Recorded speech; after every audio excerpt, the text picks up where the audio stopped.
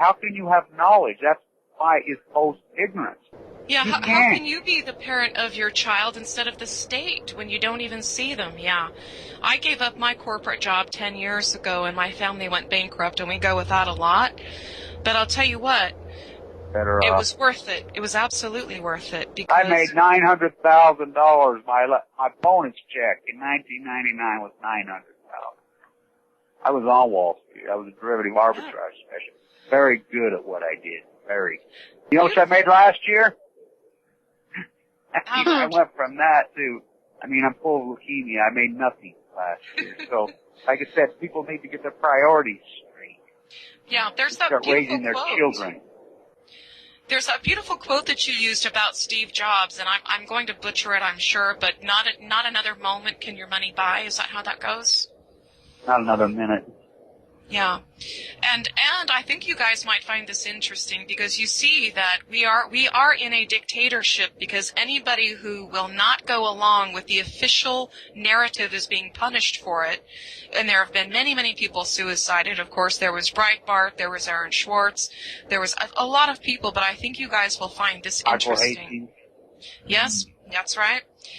There have been 3 major personalities in the banking industry in the last 6 days that have supposedly committed suicide. One of them was the former Federal Reserve economist. His name was Mike Duker, if I can read my writing.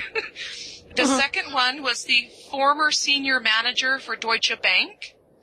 And the other one was the vice president of J.P. Morgan Chase's London headquarters. Now, if you go look at the stories about the way these people committed suicide, it's very fishy. They were suicided, I think, because these people understand that what they're doing is wrong, and I think they were going to talk. And Obama is cleaning house of all these people. You saw his reaction to Snowden. And at what point, and this goes back to Megan Rice, at what point is pointing out the criminality of your government, how do you get to a point where you become the criminal for pointing that out? Well, I think the thumbprint to all this incredible madness, and they look back, is Megan Rice. Now, I was there, sitting in there, all my activism, and I've done a lot of power of act, especially in the last 12 months. I've been all over things that I've done. Never in my life have I had emotion like I had in that courtroom with Megan Rice 2 days ago. It's her 84th birthday today, by the way. Now, anybody who doesn't know who Megan Rice is or what about Megan Rice, Megan Rice is the daughter of Dr. Rice, the famous professor from NYU. Her mother, the famous Columbia professor, the Dorothy Day, the women's Catholic rights, which is the greatest human rights activist in American history, is Dorothy Day. No, it's undebatable. That's who raised her. She's 83 years old. She can pick anything she wants. She coined the term nuclearism, by the way. I met her right there where you guys are at, in the Nevada test site. But she broke into Y-12. Now, people need to know this, that everybody says they splatter blood, whatever. They're called plowshares. They're hardcore, spiritual anti-nukers, and they will stop at no cost, and they are unwavering, their group. She and 2 other activists, Michael and Greg, a famous activist in Chicago, one of the originators of plowshares, hardcore anti-nukers, before he died, he took vials of his blood. And his wishes on his death was at some point he hoped somebody would sprinkle his blood in Y-12. Y-12 is the head of the snake in Oak Ridge, where the Manhattan Project, which I spent 2 days out there. It's beyond creepy out there. And anyway, that's where they make nuclear weapons illegally. We signed a non-proliferation contract in the 80s to get rid of them. The United States government is violating international law on a daily basis, and they know it. So, not only that, we paid billions of dollars for contracted security to guard Y-12. It's the most dangerous material on the face of the earth.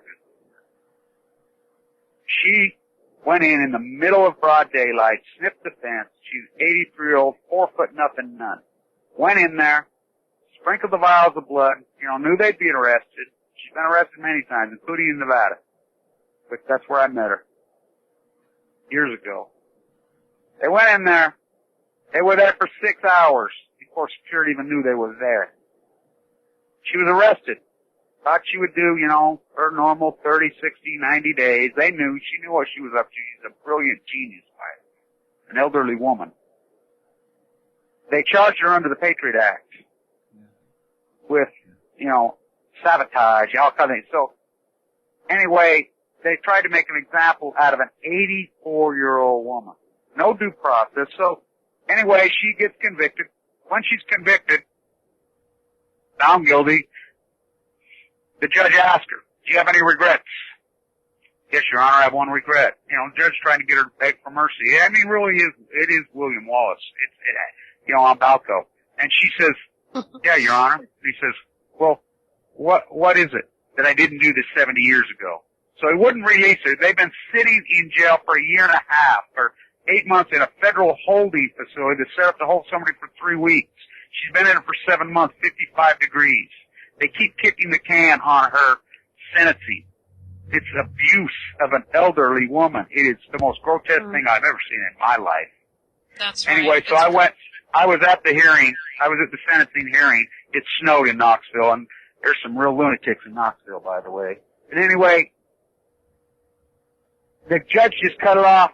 We had a potluck dinner the night before. I use Hamlet, and I have Danish bloodlines, and my uncle is named Claudius. Oh, cursed spite that I was ever born to set this right. When I watched him load my father in the freaking body bag, it lit a fire in me, and I will fight these bastards and these pricks to the day I die. I hate them. I truly hate them. And Megan Rice, she stood up for me and my father in the Nevada State site when I met her. She stood up for the atomic veterans when nobody wanted to hear it. She did, so I stand up for her. And so the more people that know this story, the judge got 20,000 personal letters. 20,000. My petition, I